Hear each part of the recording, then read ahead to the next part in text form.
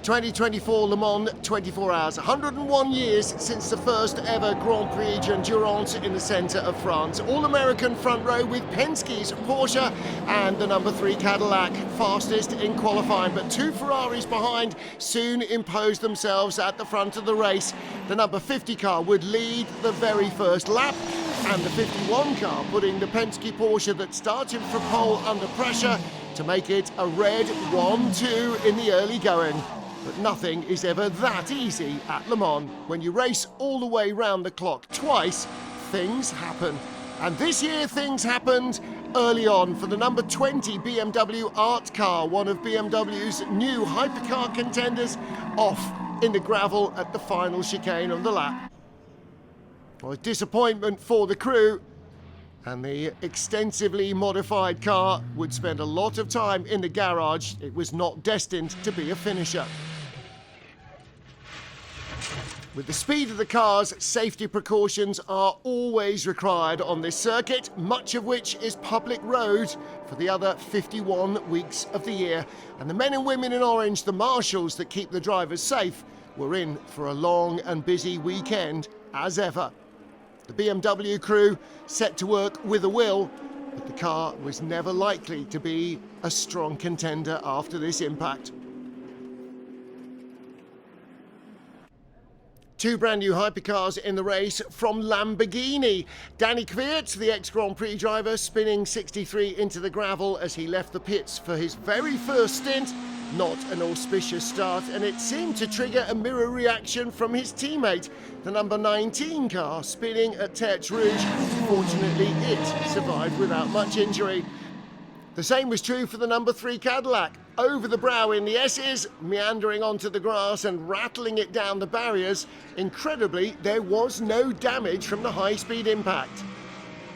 But when you get away with this, you start to wonder whether Le Mans is smiling kindly on you.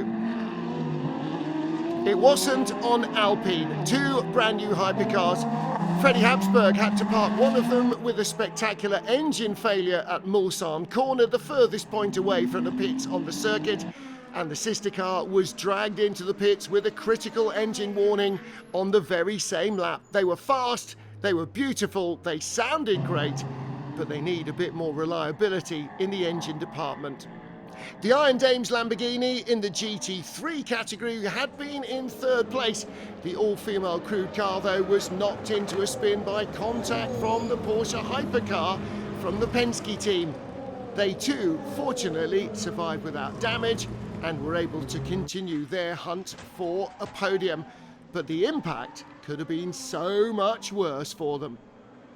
The number 6 Porsche would serve a penalty for the contact, and that would take them a little bit further out of overall contention early on.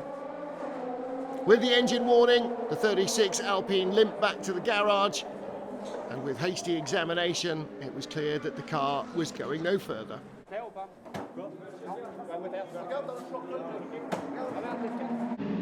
BMW's number 15 hypercar had been running fast and clean, and suddenly was at the side of the track with its front wheels removed. What had happened to driver Dries van Tor? He was clearly okay, but the barriers were not. The number 15 car would be the one that brought out the first safety car of the race. And the replay showed quite clearly it was contact. The number 83 Ferrari was the culprit. Barrier repairs would cause an hour-long delay and a safety car. The 15 was out of action.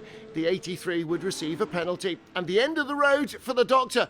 Valentino Rossi's car being driven by Ahmad Al-Hati. Just an innocuous lose in the S's, but a very heavy impact with the barriers would take another of WRT's BMWs out of the hunt.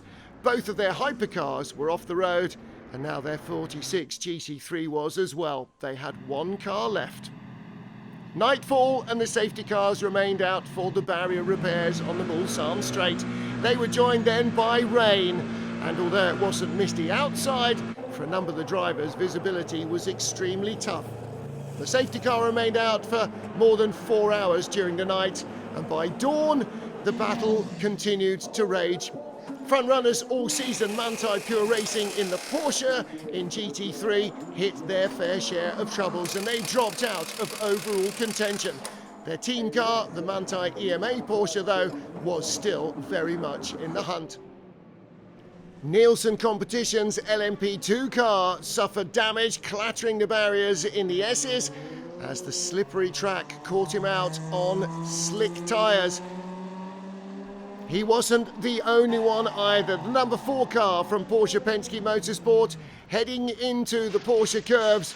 Again, the tyres designed for dry conditions, just not handling the still damp track. A heavy impact with the barriers. And there was even more drama. Heart of Racing's Aston Martin barrel rolled into retirement, bringing out another safety car period. Over the wet curbs, into the tyre wall, and a gentle roll onto the roof. Fortunately, as in all the other incidents, the driver was A-OK. But once more, the safety car was out for clear up. And when you ride on board, you can understand why.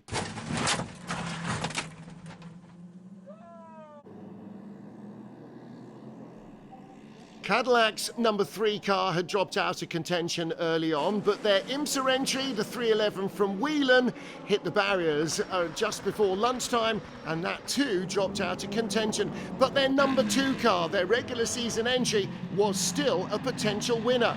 So were 2 Porsches, 3 Ferraris, until the 83 car caught fire in the pit lane.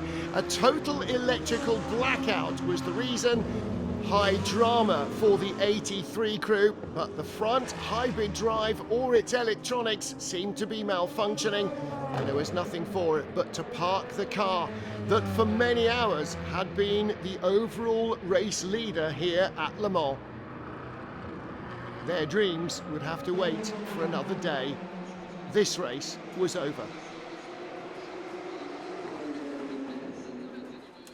But 2 factory Ferraris remained in the hunt with the 2 Works Toyotas, and they were very close together. Contact between the number 51 car and number 8 in very wet conditions early in the afternoon would result in a penalty for 51. And the race boiled down to the battle between Ferrari and Toyota. Cadillac and Porsche were bystanders, as 50 and 51 from Ferrari, 7 and 8 from Toyota continued to slug it out for supremacy. Rain came and went, drizzle and then more rain. Wet weather tyres were going to be required to finish this one in one piece. After 22 hours, we were still no closer to knowing which of the top 9 cars overall was going to win. At times, Ferrari seemed to have the upper hand, but then the number 7 Toyota moved up into second place. The number 50 Ferrari that led was short on fuel. In the end, though, they managed to make it home, measuring their pace against their economy. A stunning 2nd consecutive win at Le Mans for Ferrari, and a first for the crew of car number 50. Niklas Nielsen held his nerve under attack from Toyota for the final 90 minutes. In LMP2, it was the 22 car from United Autosports that was victorious, while Manthey EMA claimed their first win of the World Endurance campaign with the big one, victory in Le Mans. Our LMP3 winning crew featured 1 experienced driver and 2 making their debut at this great race. A day they will never forget. And for Ferrari and Toyota, another epic duel. As last year, Toyota came close, but Ferrari took the honours. They are the 2024 Le Mans 24-hour winners.